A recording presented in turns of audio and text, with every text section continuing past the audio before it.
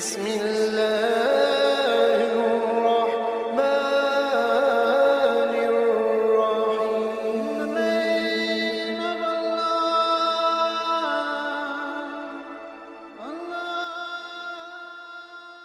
بسم اللہ الرحمن الرحیم.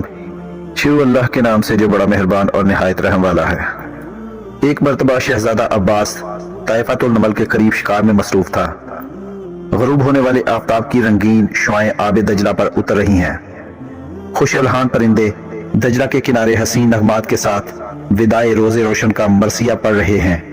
اتنے میں مامون الرشید کے نوجوان بیٹے عباس کی نگاہ ایک حسین عورت پر پڑتی ہے جو پانی کا گڑھا بھر رہی ہے. تو کون ہے اور کس خاندان سے تعلق رکھتی ہے؟ کیا ایسے غیر آباد مقامات پر بھی جہاں پہاڑ اور جنگلوں کے سوا کچھ نہیں حسن جنم لے سکتا ہے؟ شہزادہ اپنا فکرہ ختم کر کے دیکھتا ہے تو غیور حسینہ کے چہرے پر بل آ چکا تھا. اس کا چہرہ غصے سے تمتما اٹھا. اس نے شہزادے کا سوال حقارت سے ٹھکرا دیا اور آگے بڑھ گئی. باپ کی عظیم الشان حکومت کا نشہ عباس کے سر پر سوار تھا. حکم دیا اس مغرور عورت کا حسب و نسب معلوم کرو اور میری طرف سے نکاح کا پیغام دے دو.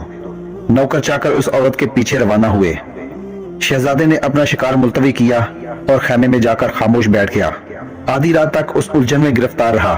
کبھی خیمے سے باہر آتا تو کبھی اندر. اتنے میں ایک خادم نے آ کر عرض کی عورت خاندان برامکا سے تعلق رکھتی ہے. نام مغیرہ بنت ازار ہے. وہ 2 بچوں کی ماں اور بیوہ ہے. اس کے عزیز و اقارب میں اب کوئی زندہ نہیں. صرف 2 معصوم بچے ہیں. نکاح کا پیغام اس کے واسطے قیامت سے کم نہ تھا. وہ سنتے ہی آپے سے باہر ہو گئی اور اس نے یہ الفاظ کہے ہارون الرشید ہماری جانیں تباہ کر چکا. اب مامون ہماری عزت و ناموس کے در پہ ہے. لیکن عباس یاد رکھے کہ اس کی شہزادگی کو اس ٹوٹی پھوٹی جھونپڑی کی دہلیز پر دونوں ہاتھوں سے مسل دوں گی. رات کا پردہ دنیا کے چہرے سے اٹھا. ادھر صبح صادق آل برامکا کی بربادی کا افسوس کرتی ہوئی نمودار ہوئی. ادھر طائفۃ النمل کے ایک مختصر سے مقام میں مغیرہ نے نماز فجر سے فراغت پا کر چھوٹے بچے کو سینے سے لگا کر پیار کیا اور کچھ کہنا چاہتی تھی کہ شہزادہ عباس کا پیغام ایک قاصد کے ذریعے سے اس کے کان میں پہنچا. یہ مکان ضبط کیا جاتا ہے اور تجھ کو 2 گھنٹے کی مہلت دی جاتی ہے. یہ مکان خالی کر دے. مغیرہ یہ پیغام سن کر دروازے پر آئی اور قاصد سے کہا عباس اس وقت کو بھول جائے جب میرے دادا جعفر کا سر اس کے دادا ہارون کے سامنے رکھا گیا اور اس بے گناہ قتل نے آل برامکا کو 2 دانوں کا محتاج کر دیا. لیکن برام کی بیبیاں عباسی مظالم کو جس تحمل سے برداشت کرتی آئی ہیں تاریخ اس کو کبھی فراموش نہیں کر سکتی. اتنا کہہ کر مغیرہ ایک سفید چادر سر پر ڈال کر دونوں بچوں کو ساتھ لے کر باہر چلی گئی. 2 صدی ہجری ختم ہونے کے قریب ہے. مامون الرشید کا دربار گرم ہے. مامون کے پہلو میں عباس تخت نشین ہے. عمرا وزراء خاموش بیٹھے ہیں کہ مظلوم مغیرہ جس کا چہرہ 14ویں کے چاند کو شرماتا تھا لیکن اب ضعیفی کے آثار نمودار ہو رہے تھے. دربار شاہی میں حاضر ہوئی اور کہنے لگی ایک بیوہ کا مکان صرف اس لیے کہ وہ اپنی عصمت کی محافظ تھی سلطنت عباسیہ کو مبارک ہو. لیکن مامون الرشید یاد رکھنا ایک دن اس بادشاہ کو بھی منہ دکھانا ہے جس کی سلطنت کبھی فنا نہ ہوگی. ایک ظالم کے خلاف تیرے پاس فریاد لائی ہوں. انصاف کر اور داد دے. تمام درباری عورت کا منہ تکتے رہے مگر کسی میں اتنی ہمت اور جرت نہ تھی کہ خلیفہ کی موجودگی میں اس سے بات کر سکتا. مامون الرشید نے عورت سے کہا اس ظالم کا نام بتا کہ وہ کون ہے. عورت نے ہنس کر کہا شہزادہ عباس جو تخت شاہی پر آپ کے برابر بیٹھا ہے. آج مسلمانوں کی حالت لاکھ خراب سہی مگر یہ کمزور قوم بھی اس قدر توانا تھی کہ مامون کا چہرہ اتنا سنتے ہی غصے سے سرخ ہو گیا.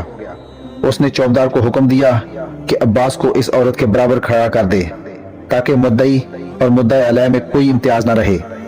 شہزادہ عباس خاموش تھا اور ہر سوال کے جواب میں رک رک کر ایک آدھ بات کہہ دیتا.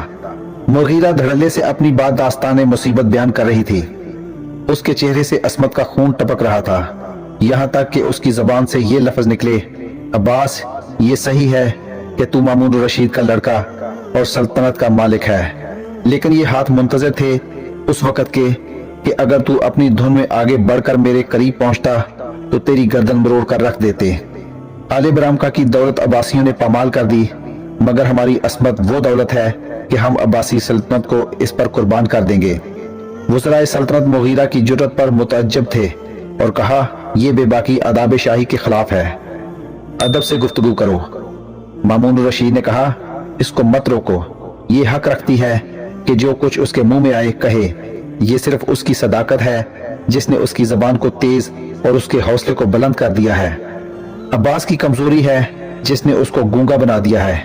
اس وقت 5 تھیلیاں اشرفیوں سے بھری ہوئی اہلکاروں سے لے کر مامون الرشید نے مغیرہ کے قدموں میں ڈال دیں اور نہ صرف اس کا مکان واپس کیا بلکہ ایک عالی شان محل قصر عباس مغیرہ کو عطا فرما کر درخواست کی کہ وہ نوجوان شہزادے کا قصور معاف کر دے۔